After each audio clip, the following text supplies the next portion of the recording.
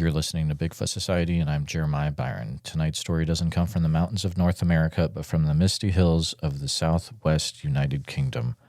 Kay was just driving home when on a quiet country road he saw something no one could expect, a massive foot as big as his chest disappearing into the hedge. And moments later, the glowing eye of something massive stared back at him from the darkness. This is not a legend. It's a first-hand account of an encounter with something ancient, powerful, and very real. So stay with us. All right, Bigfoot Society, you've got the privilege of talking to Kay today. Kay is an individual that reached out to me from the United Kingdom about an interesting experience that he had over there. I believe this is the first interview we've had from this country. So welcome to the show today, Kay. How are you doing today, sir? I'm very well, thank you. Great to be here. Fantastic. Yeah, I am really excited to have this. We've talked to someone from India before, but you are the first for the United Kingdom. So this is fantastic. I know a little bit about the sightings that happen over there, but really not a lot. My forte is more in the United States, so I'm curious to learn about what people, mainly yourself, have been experiencing over there in that country. So I'll go ahead and feel free to take us back to when you experienced something out there. Okay. So, growing up in the UK, in the southwest of the United Kingdom, we have a lot of trees. There's trees everywhere. It's real rolling countryside, lots of hills. There's a lot of small towns, a lot of small villages. There's some bigger cities, but it is mostly tree covered. And we have kind of like it's known as sort of the Green Man. It features a lot in artwork, a lot of older stories of just kind of the protective spirit of the forest, as it were. And so, yeah, I grew up looking at these bits of artwork, hearing about them, but never really took it seriously. It was just a background thing. Like, I can remember being a kid watching Finding Bigfoot with my dad on TV and just kind of laughing at the silliness of it. But then I grew up and I started driving around, and my first experience was gone midnight on a country road heading back to my coastal little town. And yeah, I was driving along, the roads are completely empty. It was just after sort of New Year time, so it's very cold. Not very many people are out on the roads. And driving around at night time, we've got a lot of deer. More often than not, you see them on the side of the road after they've been hit. But sometimes you see them, jumping around. Something to keep in mind when you're doing 60 miles an hour on an empty road, because deers are very solid. But yeah, so this one night, I'm heading up a very tight set of corners. It's like a tight left and a tight right and a tight left, and the locals call it the corkscrew. And I get to the last corner of this bit of road, going quite slowly. There's no headlights coming, so I keep my main beams on. And as I go round the corner, there's a straight road in front of me. And I saw something go into the hedge on the left, about 30, 40, maybe 50 feet up in front. I'm not quite sure what that is in meters, but yeah, not very far away, really. And as soon as I saw it, my brain said to me, that is not a deer. Because, like I say, anything really that you see disappear into a hedge that's big is going to be a deer. If it's smaller, it's going to be a fox or a dog, maybe a badger. Those are the normal things that we see. And what I saw was not any of that. It was a foot that was the size of my chest. And I'm 6 feet tall. And the skin on the bottom of the foot was like a dark grey. And the hair poking down through the foot, like covering the foot and the bottom of the leg, was this orangutan orange, like a bright orange, and it disappeared into the hedge at a very high angle of lift. Like the heel came up to sort of where the knee would be at about like 90 degrees. And it disappeared very, very quickly. And as soon as it did disappear, my brain was like, what the F, you know? And before I could even really finish that thought, my attention was locked on the right-hand side of the road. So this gigantic foot, disappeared on the left-hand hedge, and even further past it, on the other side of the road, there was just one eye, and it was massive, and it was staring right at me from the darkness, this big eye. And my attention was just completely locked on this eye staring at me. And I continued to drive forwards, and I was very aware that I was rapidly approaching the point on the left where the foot had disappeared.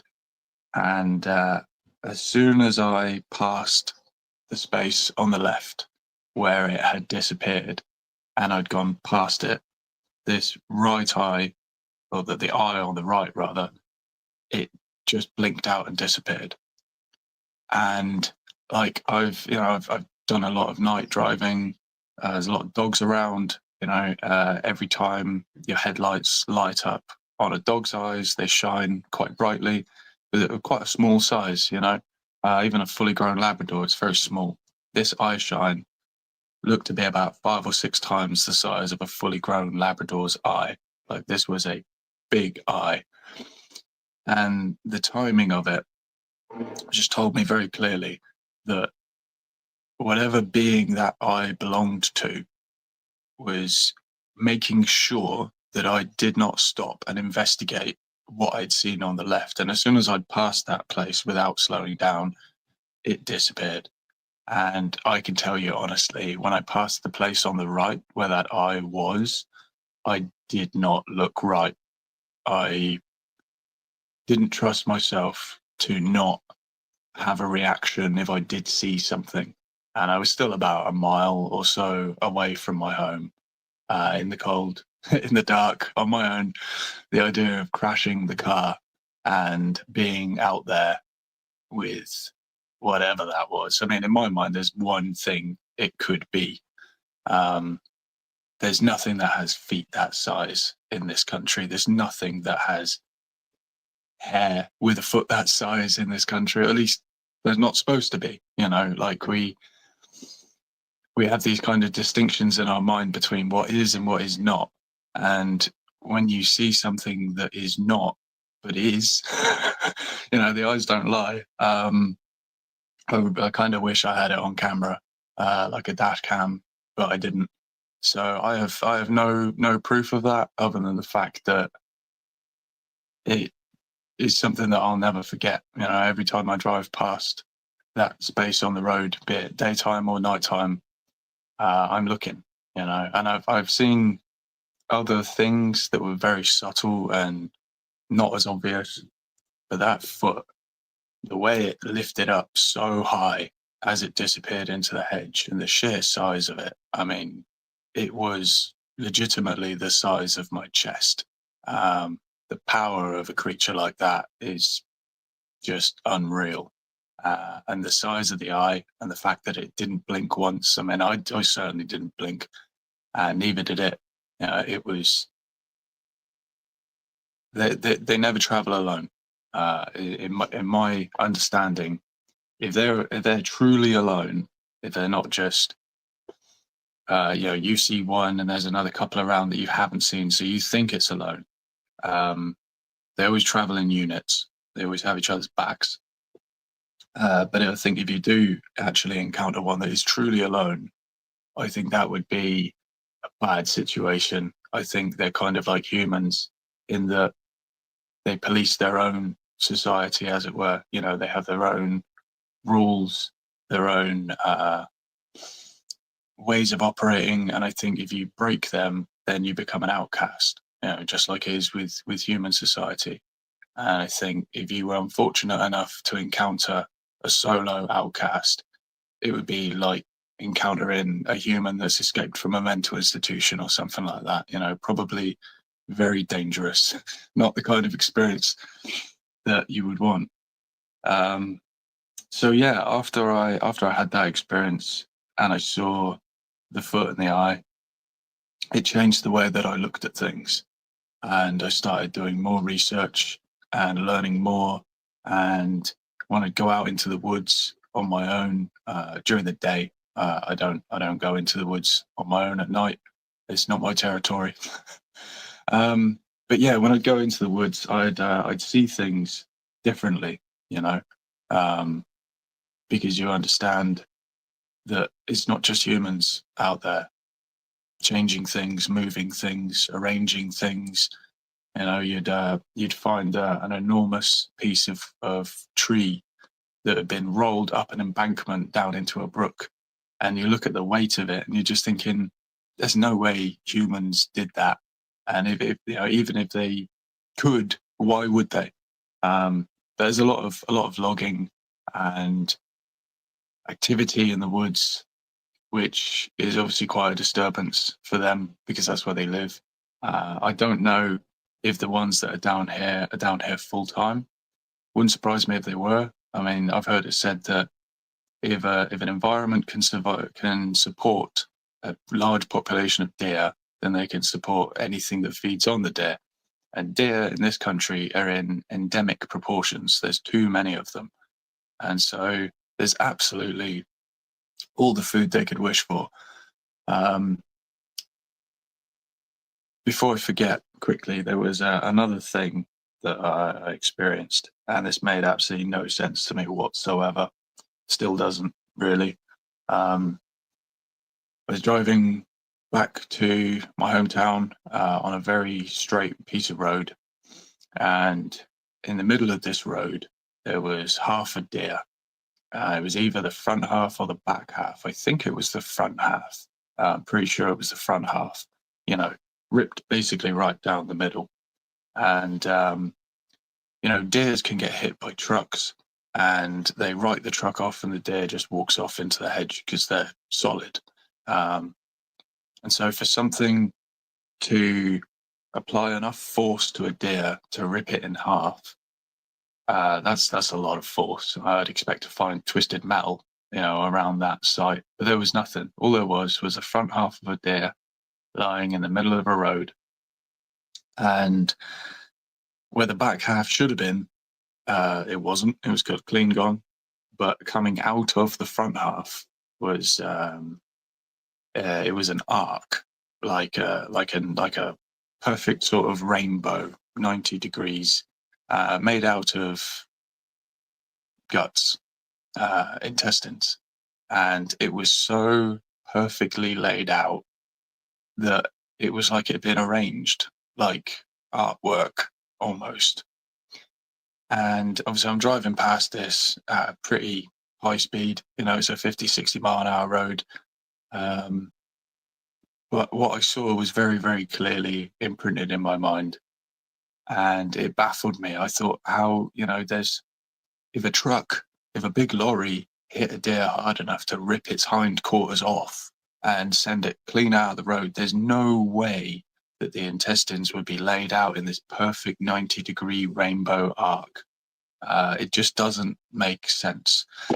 The very next morning, I was driving back along that road, and I was very much looking for what I'd seen the night before. And I can tell you, I slowed down, and I was scanning for even just the smallest patch of blood on the road. There was nothing, absolutely nothing, like it had been professionally cleaned up, which is very odd, very, very odd.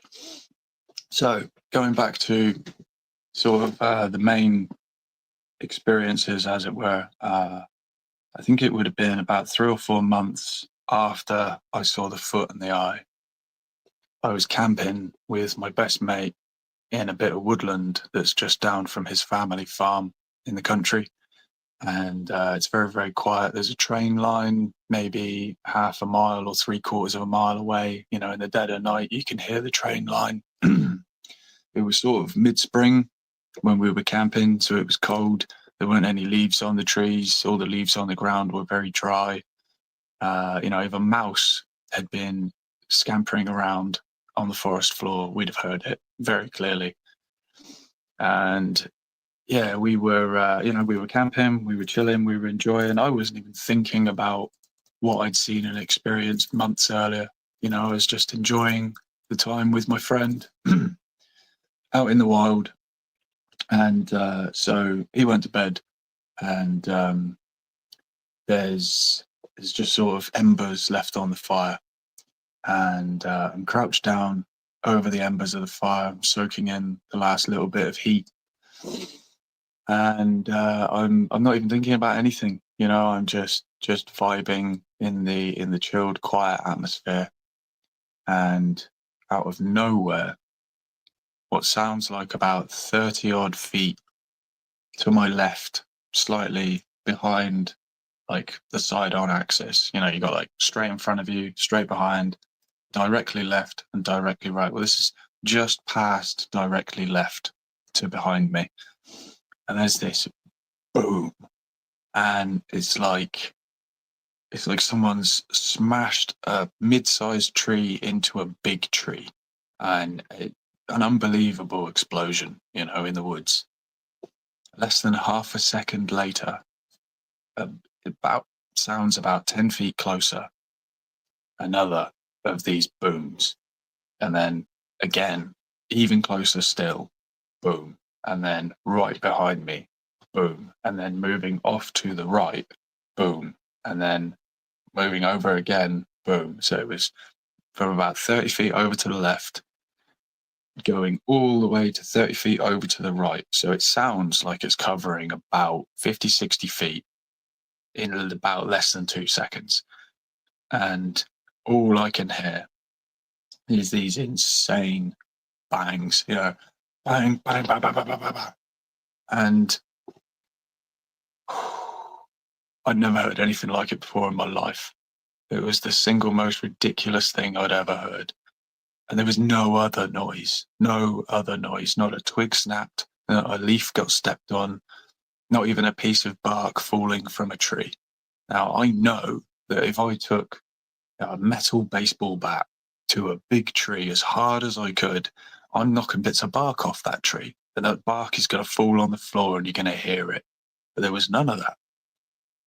And so, these explosions went off, and sorry, there's a car alarm going off outside. I got up and I moved as carefully and as quietly and as composedly as I could to my mate's tent, and he's kind of out of it. All I could think to say at that moment was, "We're not alone out here," and I barely got any response. I figured, okay, I pretty much am alone out here. I got into my tent and I had a tiny little knife with me, just a little bushcraft thing. And I'm just lying there waiting for another sound. And I think maybe I heard some kind of movement, but it wasn't like certain, And I woke up in the morning and, we were fine. And I asked my friend, I said, after you went to bed, what do you remember of last night? And he told me he remembered hearing thunder. There was no wind or rain or storm that night at all. It was a completely still night. And yet he told me he remembered hearing thunder. And with the rapidness of these explosions, it makes sense. Makes sense that that's what his mind would attach that to. Now, from what I can understand, none of the so-called wood knocks that we hear, I mean, that's what it sounds like. It really sounds like wood hitting wood, but it isn't, and it can't be, because there's no piece of wood that could withstand the hits, as it were. It would break. With the forces involved, even the most premium grade baseball bat would shatter with the forces being applied. And so that led me to a realization, which is that all of the wood knocks that we hear, none of them are created by wood. It's all ventriloquism. It's all noises made with the mouth and the throat, and that's how they were able to throw a voice from 30 feet over to my left to 30 feet over to my right in less than 2 seconds in dense woodland, dry woodland with no trail to run along. I mean, Usain Bolt with a baseball bat couldn't have covered that distance in that amount of time making those noises. The only way it works, in my mind, is throwing voice, making the imitation with the vocals. And with the size of these beings and the power of their voice, I mean, my goodness, I've never heard a scream myself. I've heard them online. They sound terrifying. I'm fairly certain if I was subjected to a scream like that, it would probably turn me into a bit of a puddle. Because it's just, as modern humans, we're not used to being around that kind of raw power. And probably the closest we would get is being around a truck or a piece of plant machinery from a building site. The power involved is just mind-boggling and scary, for good reason. Like with that foot that I saw being the size of my chest and the corresponding body attached to it, it would pop me like a grape if it wanted to. I mean, I've no doubt that if those beings that were on that road that night wanted to rip my car apart like a tin can tuna and pull me out and chew me down, there'd have been not a single thing I could do about it. I mean, clearly they didn't want to, and clearly they don't want to. For the most part, at least. Like I say, in any group, you're going to get mostly good ones and you're going to get some bad ones. And I don't think they're any different. I think there's good law-abiding citizens in the Sasquatch society, as it were. And then you got your rogue psychos. And those, if missing people reports are to be attributed to Bigfoot activity, it ain't the regulars. It ain't the families doing it. It's the lone psychos, and I'm sure that they do a pretty good job at policing themselves, and that's how they've managed to stay hidden. Like their number one priority is stay hidden. I'm sure they're aware of what humans are like, and that's another thing. Whilst I was lying in that tent after hearing those insane wood knock explosions in the woods, I don't know if you're familiar with the work of Lloyd Pye at all. He has a speech on YouTube. It's weird because it just came up in an interview the other day, and I've never heard of the guy. And my last person I talked to from the West Coast of the U.S. literally just brought up the same dude. Awesome. Yeah, he's great. I mean, rest his soul, bless him. I think that everyone needs to watch and listen to and make notes on everything is wrong. In that, he talks about how essentially beings from the stars came down to Earth and took primitive man and mixed their DNA with primitive man and made us, And whilst I was lying there in that tent with that small blade waiting for a hand to reach out, I was thinking about how awful it would have been for those original humans to be on Earth and then suddenly to have their friends, their family essentially abducted and transmuted into a smaller, weaker animal that takes to hunting to you in packs out of fear and drives you and your remaining friends and loved ones to the most unlivable places in the world and keep you there, essentially. Whilst I'm lying there waiting to essentially be attacked, which never happened. It's just all in my head. But with my mate saying that he heard thunder, I know for a fact I did not hallucinate those explosions. They were not a figment of my imagination. They were absolutely real. And the physical reaction that I had in my gut, in my bones, after hearing that display of power, there's no mistaking that. But yeah, it is tragic the way that everything has been divided and obscured, and the truth has just been buried for so long about who we are, who they are, what they are, and what this planet is really about. It's it's really unfortunate.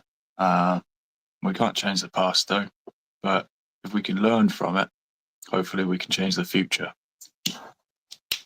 Absolutely. What an incredible journey that you've been on already through experiencing these situations that you've been in over in the UK. I would love to definitely ask a few questions of you. Feel free.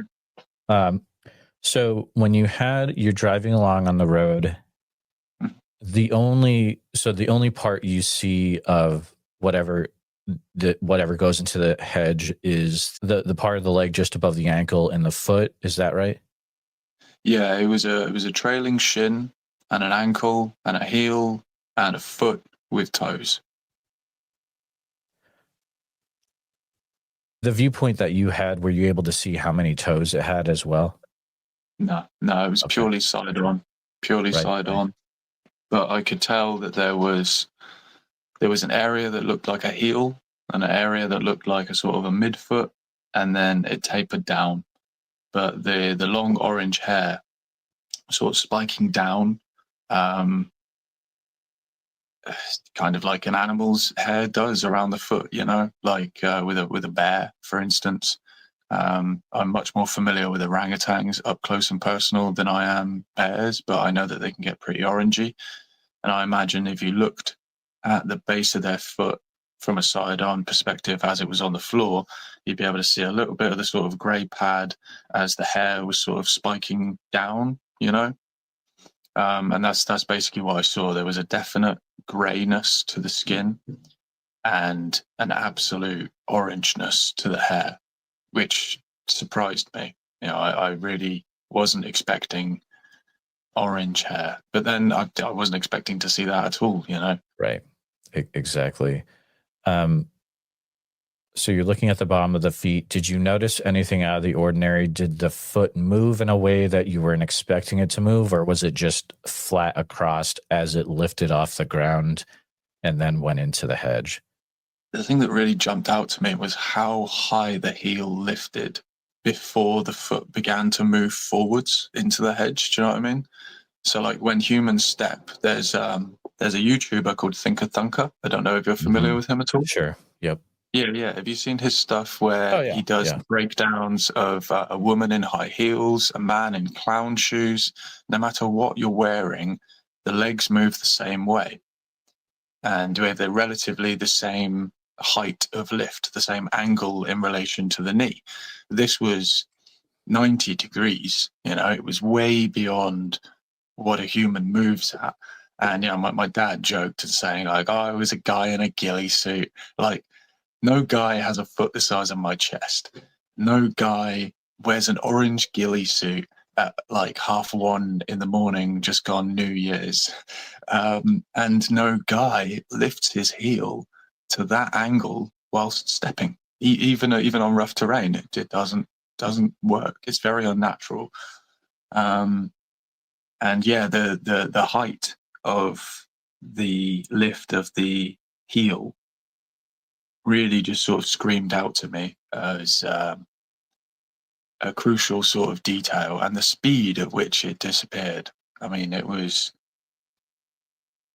I don't know if before I saw it, it had more of itself out of the hedge and it was looking at me or whatever, and it just turned super quick, and all I caught was the foot, or if the foot was all that was there and that's all that I saw. But yeah, I mean, it certainly wasn't all that was there, because on the other side of the road, there was another being further down. And like I say, with the timing and everything, like as soon as I passed the point on the left, the eye just blinked out. I mean, it was covering for it. You know, I mean, God knows what would have happened if I'd have stopped. If I'd have been dumb enough to stop and get out of the car and have a look in the hedge and look for a footprint. I mean, yeah. It's really cool that you were able to see something that most people dream of seeing in their lifetime and just try to imagine what it's like based on track cast, but you were actually able to see the movement of the foot as it walked away, and you're focused on it because that's all you really have to see. It's a very, very cool sighting. There's a lot to learn from that for sure, by people that are more smarter than me, no doubt. When you saw the one eye on the other side of the road, how high up roughly was that from the ground? I would approximate between 6.5 and 7.5 feet. Okay. It wasn't super high, but it wasn't low either. It was, I'd say, above the roof of my truck, which is about 6 feet. But it was double the distance from the foot, like when I initially saw it. You know, as soon as it disappeared, before my brain had even processed what had happened, my attention was already locked on the other side of the road by being stared at by the biggest eye I've ever seen on dry land. It's incredible. Just to give us a bit of context, most listeners are going to be familiar with sightings from the United States side of things. How often are people seeing things that look like an orangutan or have the same color as an orangutan out in the woods in the United Kingdom? Is it reported a lot, or is this pretty rare? I have yet to hear of a report of an orangutan-like being in the UK. Occasionally, you'll get a report of a chimp on the loose, or just a sort of a black blob. There have been some reports off of the mountains in Ireland and Scotland of white ones. I wouldn't be surprised at all if they came in many colors, from, you know, black to gray to white to sort of a creamy color, and then right on into the orange and the brown. But yeah, I mean, most of the reports that I've heard have been darker, or lighter. I can't remember of an orange report in the UK. Yeah, that is really interesting, because it would be the first time that I've heard of one as well. And I know we have listeners all over the world. I'd be really curious if people know of other reports. Maybe they can put that in the comments or email me about those. The deer that you saw ripped in half, do you remember did it seem to have a broken neck at all, or was the neck and the head normal for that? I don't remember any kind of strange angles in the head and the neck. Honestly, my attention was more focused on the layout of its innards. The sort of perfect 90-degreeness of it really threw me off. It felt like some dark art, you know. But yeah, I can't remember if it had a broken neck. I seem to remember that it was the front half and that it was the ass end that had been taken.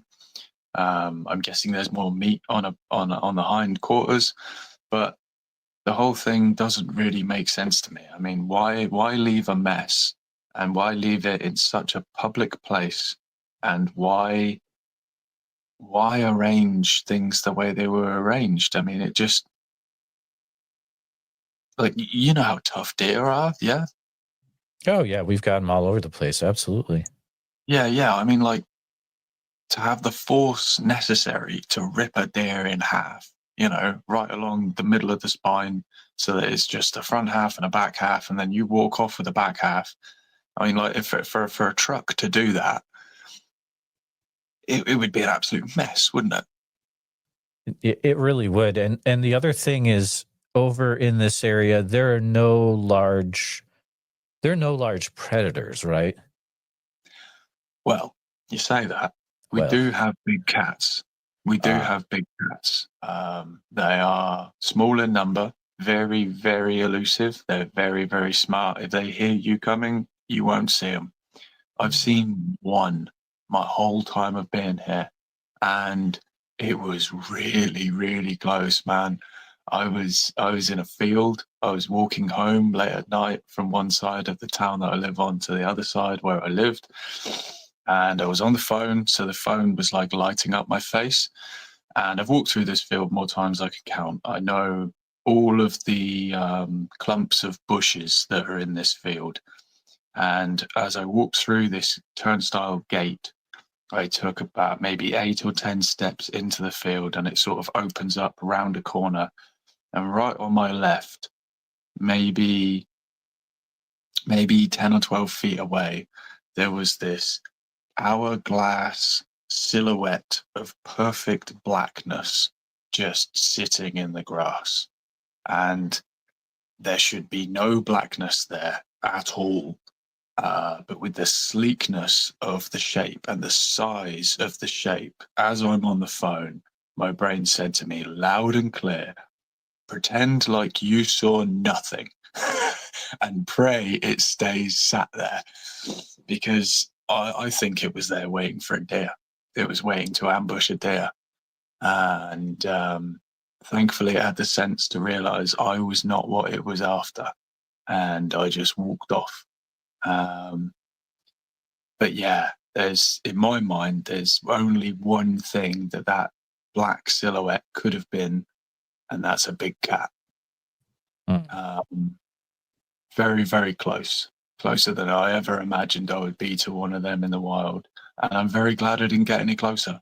Um, I think if I had spooked it, it would not have been good, because they're incredibly powerful, with the speed and the strength and their teeth and their claws. I mean, yeah, I wouldn't fancy tangling with one of them alone in a field at night. But yeah, I mean, we do have big cats, but there is no way a big cat ripped that deer in half like that and arranged those intestines like that. There's just no chance. It would have dragged the thing off whole for a right, start. It wouldn't exactly. Put waste it up. food. Yeah. It would not waste food. And the fact that that front half was left there with all of those, relatively nutritious intestines, it doesn't make sense. And probably what's even stranger to me still is there was not one drop of blood on the road the next day. Like a cleaning crew had come in and blasted the road clean. Yeah, that's really weird. You'd mentioned the dark arts, and over here, sometimes in the woods, you'll see stuff that could be attributed to probably similar things, but more often like cults or Yep. you know things that are satanic, etc. And sometimes you do find some weird things in the woods, but yeah, what you described there is just something of a totally different scenario, I believe. Yeah, I It's mean, it was artwork, and it mm, was dark. It was raw. It was like, yeah, I don't know. You know how, like, in the tribal depictions, sometimes you have different parts of different animals that be put into a bowl, and the bowl is spilled out, and they'll use the arrangement of what was in the bowl to mhm. divine a fortune or something, to predict the future. Not it was. I don't think it was art like that, but I think there was a meaning to it, but I don't know what or why. I mean, it was the most gruesome rainbow I ever saw in my life, but it really looked like a rainbow. And I don't think it's something I'll ever forget, and I don't think it's something I'll ever see again or understand. Wow. It's quite the visual picture when you think about it. These these experiences that you've had, I'll ask it a different way actually. So after the time of experiencing these things and also experiencing what happened when you're out camping with your friend, did Mm. you start to have any things that were out of the ordinary that happened afterwards in your life, maybe at your home, or anything strange start to happen to you? Yeah, yeah, definitely. Yeah. From what I can tell, you know how like animals can read people's energy and Yep. intentions, almost like a sixth sense. I absolutely feel they have it too. And in my mind, when you go into their home, the woods, and you know that they're there, they know that you know. And when you're in their home and you don't know that they're there, they also know that you don't know, if that makes any kind of sense. It makes 100% to me. Yeah.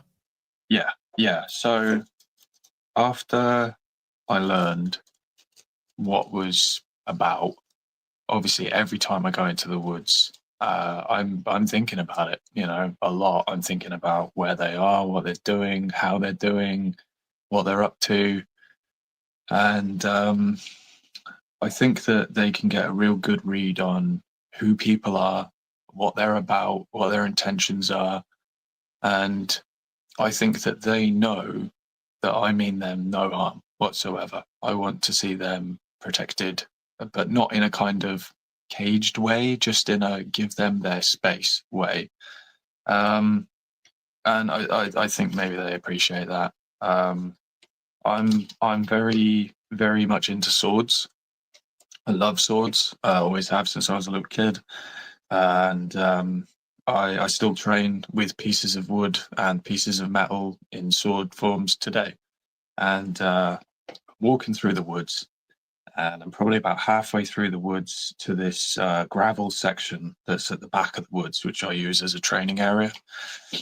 And I'm walking along, and I see a stick lying in the middle of the trail, and it's a good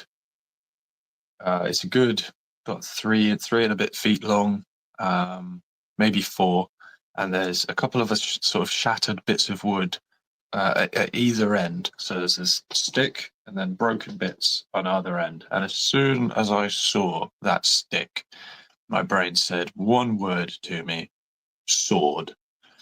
And I picked it up and I carried it to where I was going, to the gravel path section. And I picked up a rock and I started to work on this piece of wood and sort of shave it a little bit and shape it a little bit. And then I trained with it. And I carry it. I still have it to this day. It's my favorite training sword. I call it my Sasquatch sword. And in my mind, that was a gift because they know who I am, they know what I'm into, they know what I like, and they gave it to me. And I absolutely love it. I cherish it. Um, but yeah, it was holly wood from a holly tree, holly bush, and around where I found it, no holly at all. So it was broken and it was taken and it was left in the middle of that trail for me to walk along. And I know that a lot of people would think, you know, that's nothing, that's got no significance, no attachment. But to me, all points in space and time are connected, and everything feeds into everything else. And consciousness is a very wide, very powerful phenomenon. And you know, we, like I was saying earlier about um, sort of pre-humans being then turned into humans, like we maintain the connection. You don't suddenly become completely separated. And I think that we are very much connected to these beings, whether we understand it or not, whether we're aware of it or not. I've heard many people out there, they have mind speak, and they have a voice in their head that communicates things to them, tells them where to go, where not to go, when to be a place. I think that in a lot of instances, they're really looking out for us, because I know for a fact that they are not all that's out there. And it's not, I'm not even just talking about big cats, mate. I know this isn't specifically Bigfoot related, but they share the same environment, and it was the scariest thing I've ever seen in my life. So I don't know if you want me to go into that at all, this other encounter that I had. I would say that it is a part of your story. Well, so this is the way I look at it. The show is always 100% focused on Bigfoot from the beginning, but people's stories also have intersections with other things. And so in that case, I would say definitely share what else you've experienced. Beautiful. Yeah, cool. So just on a quick tangent, I have seen a UFO. It was tiny. It was about 8 or 9 inches long, and it was on a beach where we were partying. I was sat on a log, like we were in a cove, and the people that were setting up this beach had taken a generator and speakers down onto the beach. It was a really good affair whilst I was down at university down in Cornwall. And yeah, I was sat on this log chatting with a guy. He was telling me about how he was in university. It was just funny, actually, because of the symbol of your Bigfoot Society logo. He was telling me about how he was in university to become a journalist, to infiltrate the Illuminati and expose them. I thought that was quite interesting. That's awesome. And I said to him, I was like, listen, bro, like, if you found out some information that would hurt them, I don't think you'd ever live long enough to bring it into the light, you know? I said, you're probably better off trying to help those in need rather than trying to target those in power. And sometimes I question whether my advice was right or not. I never heard from him again after that night, but this is the important part of that. He was sat to my left, and over to my right was a fire. And because we were in this cove, the smoke from the fire was rising in a very still, very slow column. Super, super slow, super gentle. Right now, if you flew a radio-controlled helicopter or a drone through that smoke column, the smoke would billow out in those rolling coils like you've seen on all the war movies when a helicopter flies through, you know, rising column of smoke. Right. So anyways, the smoke is rising super still, and I'm chatting with this guy, and out of the corner of my eye, something grabs my attention, and I turn my head, and the guy who was sat here, he didn't have to turn his head at all, really, to follow where I was looking. In between me and this smoke column was this thing that was just sat in the air. A chrome body. It looked to have a head and a body and a tail section. And it looked like there were some engravings on the tail section, but I really didn't see it for very long, because as soon as I locked eyes on it, it was like somebody had put a pin through the middle of its body, and it turned on an axis just perfectly. And then it just instantly took off and shot through this column of smoke. And there was no disturbance. I didn't blink. And it cut through this smoke column like a ghost knife through ghost butter. There was just no interaction. As soon as it disappeared, I was immediately up off the log I was sat on, took the 2 or 3 steps to run round to the other side of the fire. Oh, another detail. It had this body, and it had wings. Each wing just had one wing on each side. There was a rectangle, and each of these rectangles was made out of 2 rows of 4 blue lights in squares. So there was 8 blue lights squared out in a rectangle on each wing. And so when I ran around the fire, I was looking for these blue lights. It made no noise. It affected the smoke in no way, and it was gone. And so I turned around, and I went back to the guy who had been looking in the direction that I turned, and I had the sense, thank goodness I had the sense, to not lead the witness. I just said to him, tell me what you saw, please. And I had like a checklist of descriptors which you could use to describe what I saw. And I can't remember exactly what he said, but as he was saying what he saw, I was ticking off things down this list until there was enough ticks that I knew that was not imaginary. Like he saw the same thing I saw. And I turned to other people at the party. I was like, did you guys see that? No one saw nothing, just me and him. Like I said, I never heard from him again. But when I saw it, my brain said to me very, very clearly, being watched and being listened to. The question is, by who and why? Like, why is an anti-gravity drone on a beach in Cornwall listening to students talk about the Illuminati? You know, why? But anyways, so I know there's quite a strong link in the community between extraterrestrial UFO activity and Bigfoot. Wouldn't surprise me at all if they were quite linked. I mean, from what Lloyd Pye says, they've been linked for eons. You know, we are them plus extra. But anyways, so I know that there's other things about other than Bigfoot and big cats and UFOs, because yeah, the scariest thing I ever saw was outside my house about 3 or 4 o'clock in the morning. I'm a disabled guy. I used to spend a lot of time up late at night, and I was smoking outside my front door where I'd lived, and I'd only lived in this place for about 6 months. I used to be able to open my curtains, and I'd have horses lined up along the fence of this field, just munching grass. I'd call them my neighbours, but yeah, they're this field, and it was kind of cut in half. Like the flat side of the field was one half, like right next to my house, and then there's this big line of trees, and then past the line of trees was the other half of the field, which is kind of on a hill, and there's a big gap in between these trees where trucks and horses will go through. And this night was an incredibly clear night, a beautiful full moon. I was casting deep, deep shadows in the space under the trees in this gap, which is 70, 80 feet away from my front door. I mean, it's really not far. And I'm out there, I'm smoking, I'm enjoying the stars. It's beautiful, it's gorgeous. And my attention is locked onto that dark gap between the trees, and I see movement. And I expect it to be a badger or a deer or a fox or something small and regular. And that's absolutely not what I saw.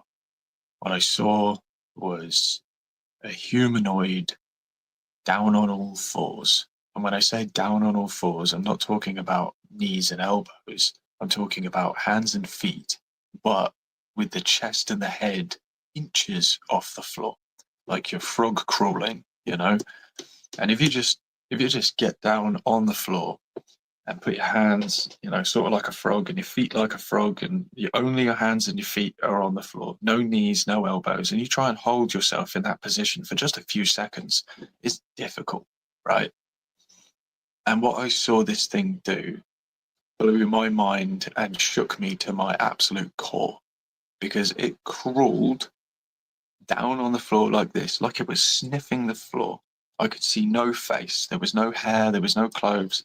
It had super pale, almost shiny skin, long arms, long legs, and it's sniffing the floor, what it looks like, whilst it's crawling. And it covered about 20 feet in about 2 seconds, which there's no human on the planet that can move like that at that speed, that low to the ground. There's just no. And by the time I'd registered what was really going on after it covered those 20 odd feet, my mind told me very, very clearly, don't breathe, don't make a noise, get inside now, lock the door, close the curtain, grab your machete, and pray to God it doesn't come for you. And that's what I did. I got inside, I locked the door, I closed the curtain, I went in my bedroom, I got my machete, I took it out of the sheath, I went back into the front room, and I crouched down. Now, I understand now that's because if it appeared at my front door, because the moonlight is beaming, if anything had appeared in front of the window by my door, I'd have seen it. And that's what I was waiting for. I was waiting for a hand to come up. I was waiting for anything. And I crouched down because I knew that if something did appear, slowly or quickly, I'd probably fall backwards. And the closer my head was to the floor, the less chance of me being knocked out or severely injured by falling over. Not once in my life had I ever done that before. Not once had I ever experienced anything that made me crouch down low like that. But this did, because the strength for this thing to move like that, and it had no face. That's another thing that really trips me out with how close it was. I should have been able to see eyes. I should have been able to see a mouth. I should have been able to see a nose. It was just a blank face sniffing the dirt as it was crawling. And thank God it wasn't crawling straight towards my house, because I probably would have literally had a heart attack on the spot. It was crawling sort of in the relative direction of my house, but it would have taken it to the corner of the field, which was to the right of my house. Seeing that just outside your front door, out in the middle of nowhere, like I had a very few neighbors, they're very old, not the kind of people you can count on when you're fighting to your death at 4 o'clock in the morning. And I don't think it would have been much of a fight, mate, because like I say, if you try and just hold yourself, not even moving in the position this thing was in, it's really hard, really hard. And the fact that it could crawl 20 feet in less than 2 seconds whilst being in that position, the strength on that thing was demonic. I mean, it absolutely did not look like something made for the light of day. It was an absolute creature of darkness, which is funny considering it was like shiny white. But yeah, I'm walking back from work alone in the dark. I'm thinking about that thing, or God forbid, worse, 2 or 3 of those things on me, around me. Not fun. I think I maybe saw another one another time, but that was definitely nowhere near as clear. It was just a weird white shape moving in a weird way over a sort of embankment. It didn't make sense for any animal that I knew. I can't remember if that was before or after the crawler sighting. That's what I call it. I call it the pale crawler or the white crawler, because it's exactly what it did. It crawled, and I know it wasn't human. There's no human that can move like that. And even if there was, why would they be out there doing that at that time? I've seen something slightly similar in movies before, of like professional contortionists and people who really practice and work on moving in weird ways. But even then, I don't think any of them could cover that distance in that position. The strength on it was just unreal. And yeah, I mean, you get other reports in England of dogmen as well. Never seen one of that, but wouldn't be surprised at all if it was out there. I mean, between the UFO, the Bigfoot, and that pale crawler thing, I know for a fact there's far more going on than we are led to believe or encouraged to believe. And yeah, it's only by putting yourself out there in these unusual places at unusual times that you experience unusual things. And I've been fortunate enough to have a weird enough life where I have been out in these places at these times and seeing these things. I don't know if I would recommend it though. Exactly. The tricky thing is that sometimes when you have interactions with a Bigfoot, then that opens you up to all of these other things. And, I did not know that there were sightings of the pale crawler reported over in the UK as well. It's something we hear a lot about over here in the US, and it's all over the place, and some really, really scary stuff, which is not my focus, but I do hear about it every once in a while, and it's just some really scary stuff. Also, I wanted to comment on how you shared about finding the piece of holly that you made into a sword. And that to me was fascinating because I've heard variants of that story so many times where it's almost like they know what you think about, and then there's a gift left for you that you would really appreciate it. And it is incredible to hear that from another country. I've never heard that kind of thing from outside of the US. And it's just very cool to think of that this type of thing is happening probably around the entire world. We just haven't heard about it yet. Yeah, yeah, it's beautiful. I mean, I've heard of stones being gifted, um, berries, little sort of knotted pieces of wood, artistic things. Do you follow Bob Gimlin's channel at all? Yes. Yep. Yeah, yeah. Do you remember the one where the art was made in the tree with the snakes and they were still alive and they'd been tied? Mm-hmm. Yeah, yeah. I mean, yeah, that takes some serious doing. That's not. I don't know if that was an artistic gift left for that individual, or if it was just a sign that was made. And it really is hard to tell. But yeah, I mean, it really felt to me like that sword was put there for me to pick up and carry off and whittle down and use and keep and cherish and love. It's one of my most prized possessions, and it's to anyone else, it's just a stick, but to me, it is a gift from the gods of the forest. Absolutely. Do you still go out to try to have interactions like you did when you were on the camping trip with your friend? Or Well, I mean, when I was camping with my friend, there was no intention that's of true. That's a good doing point. Yep. anything other than just camping. Yep. That they weren't even in my mind. We weren't talking Yeah. about them. I wasn't thinking about them, and I think maybe that's why they appeared. Well, I say appeared. I didn't see nothing, but I heard. They spoke volumes in those bangs. I needed no encore. The power conveyed in those sounds. Like I said, I don't think that any tree actually got hit because it just doesn't make sense to me. There's no piece of wood that could tolerate that and stay in one piece. There's just no way. But a voice could do that all day. Especially their voice, and they could throw it. But yeah, I mean, it's just so many questions, and it's like every answer you get just brings more questions.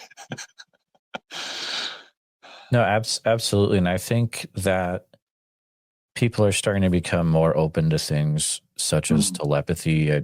I mean, you've probably heard, you may have even listened to it yourself. I mean, I know a lot of listeners have been listening to the Telepathy Tapes podcast. That's pretty much proving that telepathy is real through scientific methods, which is incredible. And I think as things like that start to come out more and more, the people that were, laughing at the idea of mind speak back in the day, maybe switching the way that they think about things. Yeah, it really should. It really should. I mean, we discount possibilities based off of zero evidence. Just because it doesn't make sense or it doesn't add up or we haven't read it in a textbook. But like, life isn't boundaried by what's written in a textbook and what's agreed upon in university staff rooms. Life does what it wants, regardless of whether we understand it or not. And part of our journey is to understand these things as we come across them and try and learn more. But like I said, I mean, for every answer that you get, it brings dozens more questions. I would love to speak with them, mind speak wise, but at the same time, I don't know how I'd actually handle it. I mean, I go out in the woods on my own during the day, and I go off the trail and I go and visit places which feel like have good energy to me, places that could potentially be almost like there's one spot that I found in the woods near to a sheep skull, which is way off the trail. And this sheep skull is placed in a circle of moss on the edge of a swamp. And it feels very witchy, it feels very ritually. And near to that spot, there's a section of tree where the tree is sort of bent over and it almost feels like, the thing that you set out for a toddler where it's got that arch and then things hang from the arch and they play with it on the mat. It totally feels like that. It feels like a creche. It feels like a play spot for young ones. And it always had that energy. And I love being around places like that. And I know that every time I go into the woods on my own, there is a small chance that I could fall into an undiscovered coal mine and break my legs and never be seen again, or get whisked away off into the stars, or just have lights out for whatever reason. Doesn't stop me from going. I mean, like I said, don't go in there in the nighttime because they are nocturnal. Out there at that time, that's their space. That's not for us to be in. And I respect that. I don't want to be traipsing through their front garden, disrespecting. And that's another reason why I want to keep this location quiet, because I don't want loads of people in here trashing the place, looking for something that they probably shouldn't be finding. I mean, I would recommend for people to open their minds and put themselves out in the world at unusual spaces. But at the same time, it's like I have a pretty strong mind. I've fought through a lot. I'm pretty tough. And the stuff that I've seen does keep me up at night sometimes. And so I don't know how people who maybe aren't as strong would handle it. Whether it would just stop them from going outside at all, which would be a great shame. The woods are amazing. They're really healing. The beautiful energy and the wildness. And it's definitely something that we need to stay in touch with. And at the same time, we need to respect that it's not our home. Like it used to be, but it isn't anymore. And it's wise to give all wild animals their space, especially when they're potentially more intelligent than you are. I mean, we think we're so great with our rockets and our cars and our Wi-Fi, but in terms of raw survivability and capability in the wild, just innate of themselves, no tools needed, they're far more capable than any of us. They can go further, they can hit harder, they can last longer, and they are just incredible. And I've heard stories in North American tribe lore of times when people and Sasquatches would get together and dance together and make music together and even play fight together. I heard of one very unfortunate incident where a man died in these play fights, as it were, and they weren't seen again. They didn't come back and do another party because obviously they didn't want to risk any kind of injury to the fragile little humans. Well, a dream of mine is to essentially create a kind of armor that would enable me to play fight with like gorillas, orangutans, bears. I don't think I could build anything that would stand up to a fully grown saltwater crocodile because they're literal dinosaurs. And by the same token, I don't know if any kind of a man-made material could stand up to the strength of a fully grown Sasquatch. I don't think their strength is calculatable, if that makes sense. I mean, scientists have tried to find out how strong a gorilla is, how strong a bear is, and I've heard different findings that essentially come back and say, we can't say how strong they are, our equipment can't measure it. And yeah, I think these things would be even stronger. There's a little sort of question going around the internet at the moment: who would win, 100 men or one gorilla? And I Right. have Yeah. no doubt that there's no way 100 men could take down a gorilla. Just no way. And not even a small chimp could 100 men take down, because they're just built different. Their bones are different. Their muscles are different. They haven't been weakened like we have. They go through us like tissue paper, you know. And yeah, I don't think even 1,000 men could take down one fully grown Sasquatch in a hand-to-hand fight. We would just be dry leaves to that thing. I don't know how much you've looked into dreams and their connection to reality and stuff like that. I do know that it's very often reported that after encounters, there will be extremely vivid dreams that will happen, or like at least a week to a week and a half. Yeah. Right. Well, I didn't have any of that after the encounter, but not long ago, actually, I had a dream where I saw them fully, head to toe. It was one of those dreams where it feels like you're in it for days, Mm-hmm. and I can remember it was almost like it felt like a Far Cry dream. You know, it was lots of running, lots of hiding. At one point, I was in seawater up to my chest as I was clambering along rocks on a coastline, trying to sort of escape and evade. There was huge trees around. They were like 250, 300 feet tall, absolutely massive. And there was a real old train line that led to a very old train station where it was, again, just made out of huge trees, huge bits of wood. And next to this old train station was a real old house, big old house.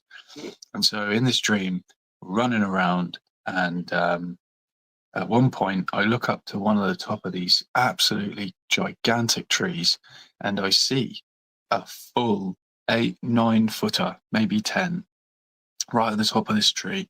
And he jumps out of the tree and he drops like a pencil, legs down straight, arms down by his side. And I see him disappear into the foliage, and I hear him land, just this almighty thud. And then immediately after that massive thud, smaller thud, thud, thud, thud, thud. So this thing dropped 300 feet odd out of a tree like a pencil and just ran it off like it was nothing. And then the last part of the dream that I remember was having, I think it was a car headlight between me and it was behind it with the headlights, and it was running straight at me. And all of its hair, from its head, on its arms, down its back, down its legs, was all lit up. And I could just see this thing steamrolling towards me. And yeah, it was incredible. Even though it was just a dream, it was completely real when I was in it. And seeing, I've seen the bottom end of the leg, I've seen an eye, but I've never seen it head to toe, you know, except for in videos where people have caught certain things. But yeah, to have this thing barreling down on you was indescribable, really. The power of it was unreal. And yeah, I don't know what happened after, but I remember waking up and thinking, wow, you know, that was really something to experience. I kind of hope that I never experience that in real life. Right. But yeah, it was just, the power of it was incredible, and the strength of it. I mean, I wouldn't be surprised at all if in reality they could drop 300 feet like that and just run it off like it's nothing. I mean, you see videos of the mountain lions grabbing hold of or like a snow leopard grabbing hold of an ibex up a mountain, and they'll fall like half a mile down the mountain, and then they still just get up and carry the ibex off in their mouth. I think that these things would be way tougher than them, way tougher, so much more solid and durable. And I think we have barely even begun to scratch the surface of what these beings are capable of. And I hope that in time we will learn more and we will understand more and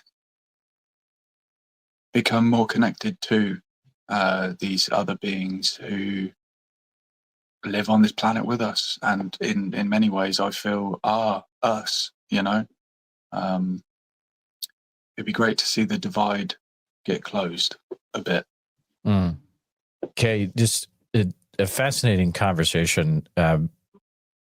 As I said before, but I mean it even more now, your journey has been a incredible one where there's been much learning along the way.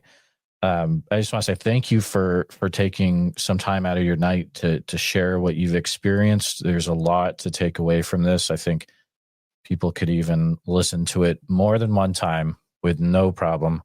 But I would say please keep in touch with us if you continue to experience things as you go along. We would love to hear, you know, where your path takes you next. But I just want to make sure also something I ask at the very end is sometimes that you were you able to share everything that you had wanted to share on the show today? I think so, yeah. Yeah, there was a couple of other little things, but I think we got the main points covered, yeah. Fantastic. Well, I appreciate you coming on, Kay, and thank you so much for sharing your time with us tonight. Thank you for having me. It's been a genuine pleasure. Look forward to speaking with you again in the future. Just wanted to take a minute to say thank you for listening to this episode of the Bigfoot Society podcast. Kay's story is a fascinating one, not just for what he saw on the dark road, but for the many questions it raises about the things we can't see, but yet are so close. Huge thanks to Kay for sharing his unique journey and for reminding us that sometimes the unexplained is just waiting to find you when you least expect it. If you enjoyed this conversation, please subscribe to us on YouTube and hit the bell icon so you don't miss any new episodes, and share this with a friend who's into Bigfoot, cryptids, or a good mystery. If you're listening on Apple Podcasts or Spotify, make sure you're following the show, and if you'd be willing to leave a review, it really helps more folks find us. Now, if you or someone you know has had a Bigfoot encounter, especially in the United Kingdom or anywhere near forest, rural roads, or swampy areas, I'd love to hear from you. So shoot me an email at bigfootsociety@gmail.com and let's talk. And don't forget, Sasquatch Summerfest is coming up July 11th through the 12th in Oak Ridge, Oregon. Bigfoot Society listeners can grab a 2-day pass for the price of a 1-day admission with the code BFS at checkout. You can find those tickets available now at www.sasquatchsummerfest.com. Thanks again for being part of the Bigfoot Society. Until next time, keep your eyes open, trust your gut, and never stop asking what else might be out there. And see you in the woods.